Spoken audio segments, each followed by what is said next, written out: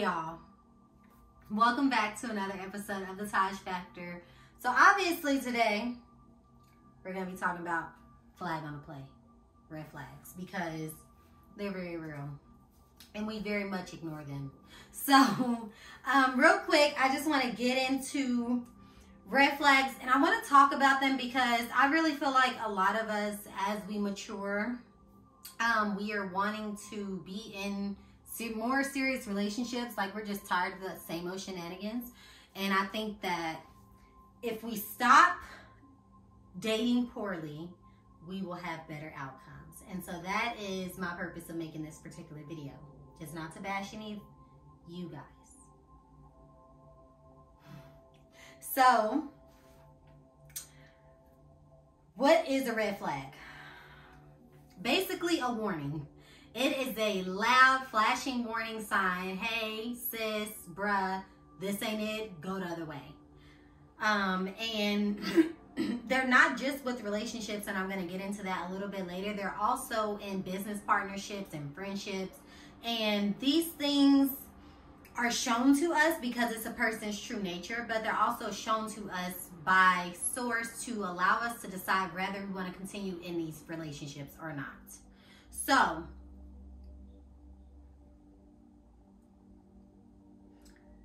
there are different types of red flags that deal with different things. So one is like the ones that usually pop out early is inconsistency. So their behaviors, right?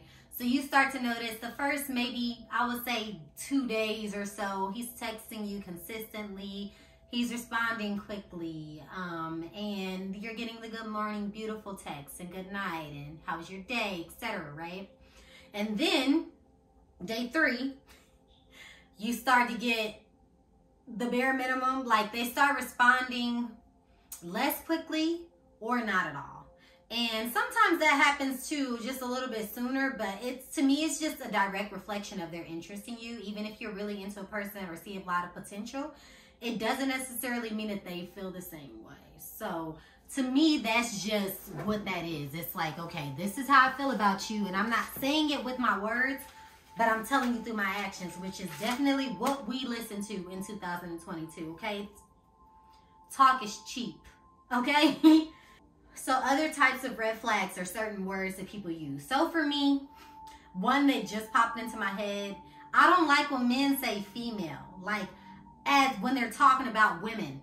I don't know what it is, but it's something in me, it kind of like, ugh. Just say women or say girls. I know it's a nuance, but it's something that it bothers me because in my experience, guys who have used the word female when they're discussing women, they have been the same kind of guys that say bitch, you know, to sum it up, you know what I'm saying? So, words.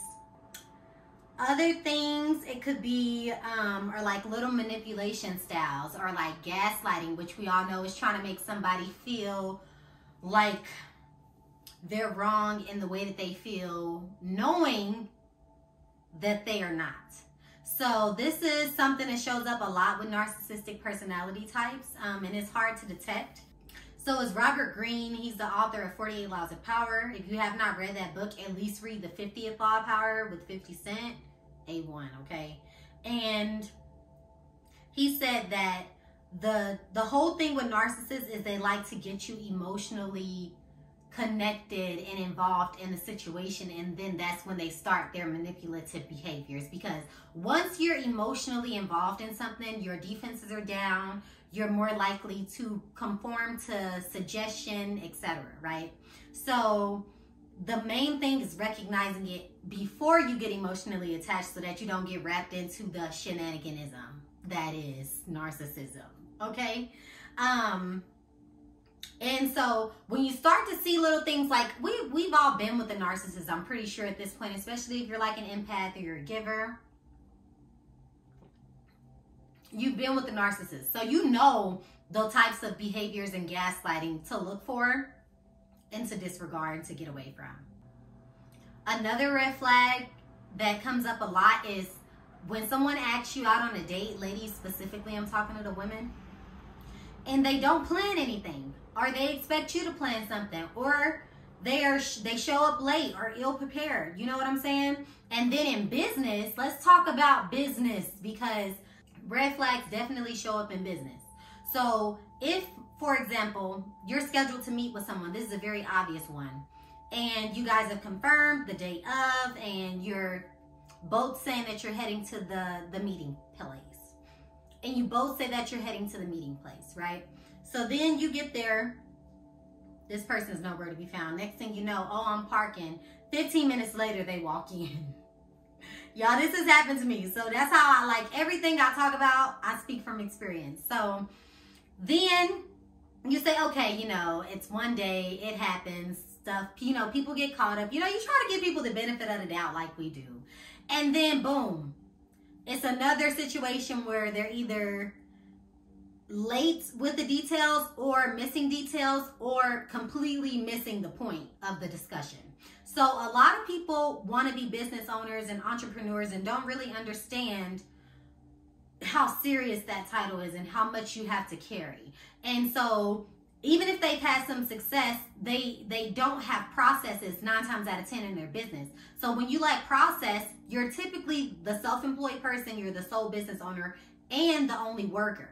So there's a lot on your plate, and if you are not good at organizing, things fall through the cracks, right? And you forget a lot. As much as you would love to be a part of helping start their brand and working or collabing or whatever, because y'all share the vision, it's probably not the best idea, because this is a reflection of 9 times out of 10, okay? A reflection of how the working relationship is gonna go in the future.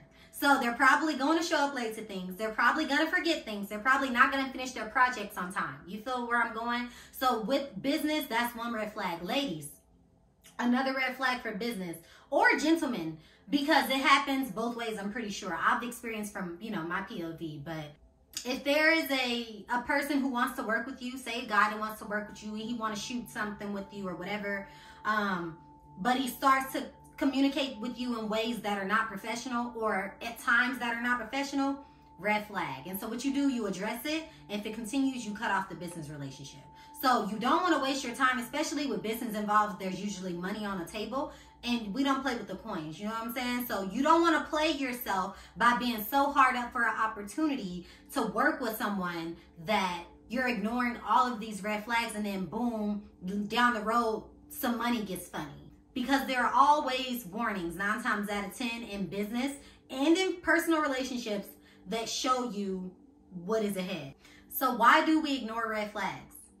If we know that they're red flags, we know what they represent, we know what they lead to, why do we still consciously or unconsciously choose to ignore them? I think it's because potential. Because as a human, you start to see the project come together, or you start to see the relationship come together, and that fantasy hooks you. And after that, it's hard to really honestly see reality exactly as it is, and to stay objective enough to be like, okay, this dynamic is actually off to a pretty bad start. So that's the whole important piece of not ignoring them when you first see them, and really addressing them with the person if you care enough. Because let's be honest, if you've been texting a guy for a couple of days, it's not even worth the discussion, sis. Save yourself some years and just move to the next one, because we know there's always a next one, right? And that goes for guys too. So we see potential, we fall in love with the potential. Rule number 1, don't fall in love with potential, because you're wasting your time, right? So we fall in love with that idea of what the project could be or what the relationship could be, and we choose to simply look the other way. And then when it comes up in the end, oh, we act like we didn't see it there. So that's how that goes. And so that's why I think we ignore red flags. I mean, other than that, denial. If you really see it for what it is and you just choosing not to believe it for whatever reason, you're in denial, and that's something for you to move through. So we've already pretty much discussed what you do when you see a red flag. Kind of, is it worth having a discussion over, or do you just kind of move on to the next opportunity or the next situation? That kind of depends on the situation itself, who you are as a person, and how honest with yourself and with the situation you choose to be in that moment. So basically, in summary, this was a really quick video, and it's just something to just bring attention and awareness to the fact that we have these things that are called red flags for a reason, and we need to stop ignoring them and then crying in the end when things fall apart, because the writing was literally on the wall. So to anybody who is getting into new relationships, getting into new business partnerships, or whatever,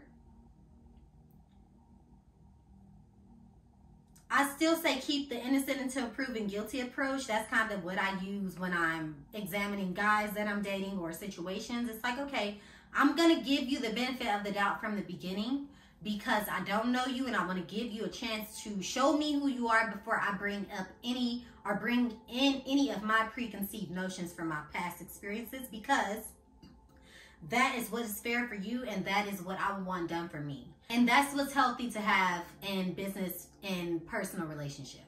So I still go with that approach, and then once I start seeing the red flags come up, I will handle them accordingly. But most of the time these days, I'm just like, next, because it's just not worth it to me. Like, y'all, we have a finite amount of energy to work with each day. Energy, you know, it's not created or destroyed, it transforms, etc. But it moves in different ways. And so the way I look at it is you have a finite amount of energy, brain power to use each day. And if you are choosing to waste your energy and waste your time on somebody or something that is showing you that it's likely to disappoint you, remember who's responsible for it, right? In the end, remember who's responsible for that decision. And then you don't want to just completely disregard a person or an opportunity just because of like one red flag. You kind of want to give it a chance to kind of see, okay, kind of what's going on here, because people can surprise you. People can surprise you. However, that does not mean sit around, wait, ignore all the other 10 red flags and be foolish. So use your best judgment, because people are shysty out here. And a lot of people are good, but a lot of people are shysty. And that's just something to be aware of, so that you're not out here being tossed around in the games, because that's all it is. So, and if you're somebody out here that's doing these shenanigans, just stop. Just be upfront enough to have the straightforward conversations, expressing exactly what you want in a relationship or an opportunity, because you get what you want. I promise y'all, this is a real OG pimp secret of mine. If you are really a powerful person, which we all are, but you know, if you really got that sauce, if you really got the juice, you don't have to play games. If you just want to smash, say you just want to smash. Maybe she's with it. Maybe he's with it. Maybe he's not. But if he's not or she's not, then you get to move on to the next person who wants what you want. And I promise y'all, there's somebody out there that wants exactly what you want. Like, I feel like I've said this before in the video, but I say it all the time. Like, just keep it 100 in whatever situations you're in, because that just makes it easier for everybody. You put everything out on the table and you let everybody see it for what it is, and then you each decide what you want to do and going forward. So that is a player's advice to you, my love. Just keep it 100. Like, stop playing games with these girls, y'all. Like, stop playing games with us. We tired. If y'all can't tell, we tired. We ain't just got no attitude. So that's what I gotta say about red flags and all that jazz. Stop dealing with these narcissists, y'all. I know it's hard because they come a dime a dozen, unfortunately, it seems, and it just is what it is. But these are the tools to equip you to deal with these folks out here, because it's a free-for-all. It's a wild, wild world. But thank you for coming back. This was a quick one. I plan to do more little quick chat videos about random topics that come up that don't really need like a whole full, you know, the Taj Factor 20-minute discussions. But I do like doing these kind of videos for y'all. So if there's anything that you specifically want me to touch on, or something that you want me to do more of. Let me know. I'm working on building my channel up for y'all and building up my social media content to make it more enjoyable for the people who are supporting me on this journey. So I would love to do more of what you actually enjoy, and the only way that I know to do that is if you tell me. So tell me. We gotta communicate. If we love each other, we gotta communicate. So please let me know. Also, like, comment, and subscribe, and I will see you next time. Peace.